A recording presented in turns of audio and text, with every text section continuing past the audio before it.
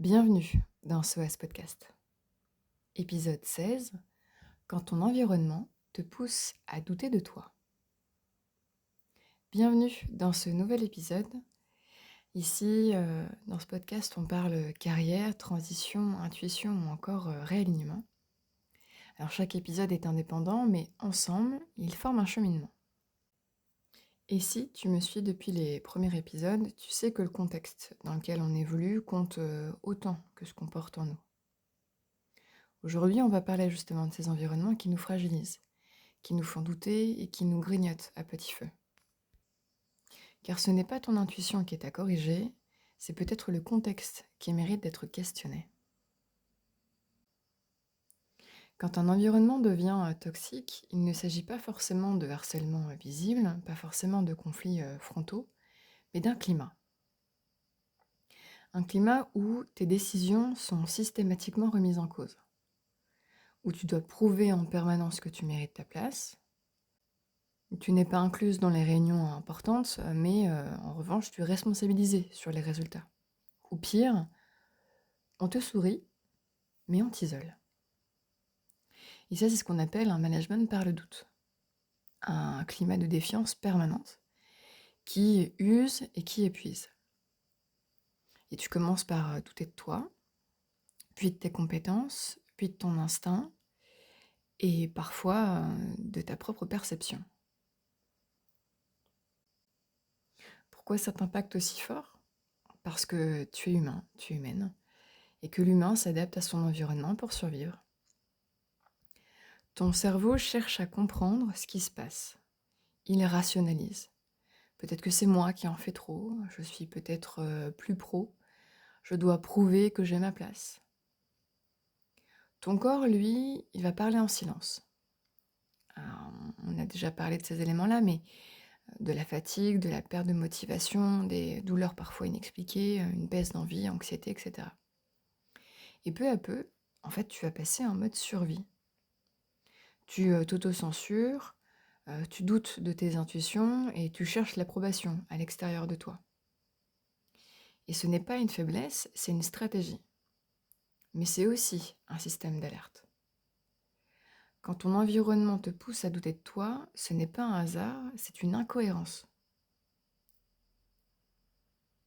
Alors je te propose justement de retrouver ta boussole interne, c'est comme ça que je vais l'appeler, et je vais te proposer justement 3 stratégies concrètes qui te permettent de réancrer ta confiance dans ce type de contexte. La première stratégie, je vais l'appeler le journal de l'impact. Alors, en fait, tu vas t'équiper d'une feuille ou d'un carnet, je te recommande plutôt un carnet d'ailleurs.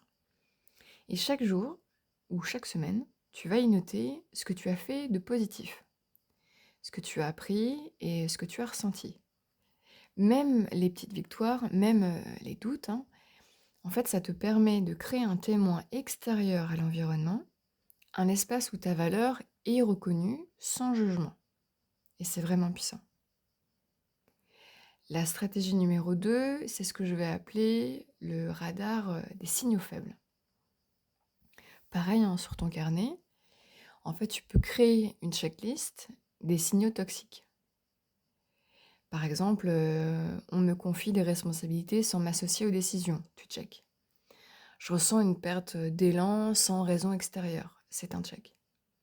Je me justifie, tiens, plus que j'ai d'habitude, c'est un check. J'ai peur de poser des questions, c'est un check. Mon sommeil ou mon appétit change, c'est un check. Et en fait, quand plusieurs voyances s'allument, quand il y a beaucoup de checks finalement dans ta checklist, c'est qu'il est peut-être temps de réagir justement. Et enfin, troisième stratégie, c'est ce que je vais appeler le cercle de réassurance.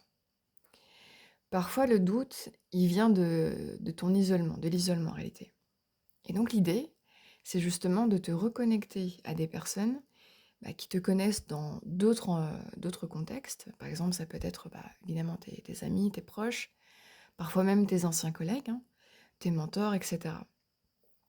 Et l'idée, c'est de rentrer dans cette démarche, en tout cas dans ce questionnement envers eux, et de leur demander Quelles compétences tu me reconnais?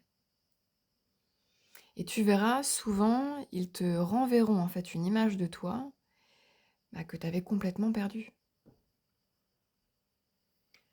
En conclusion, ce n'est pas toi qui es trop sensible, ce n'est pas toi qui dois t'endurcir, c'est l'environnement qui est inadapté à qui tu es et à ce que tu veux construire. Et ce que tu veux construire justement mérite un terrain suffisamment fertile, un climat de confiance, de collaboration, d'autonomie, etc.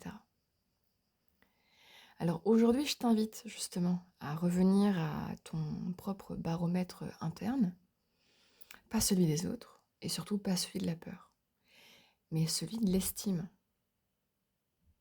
Alors, si cet épisode t'a parlé, évidemment, pense à t'abonner sur ta plateforme d'écoute préférée.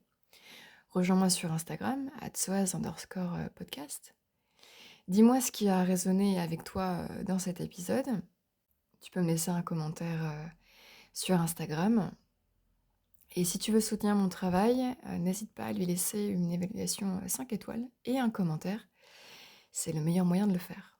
Et je te le rappelle, ici on avance pas à pas. À très vite!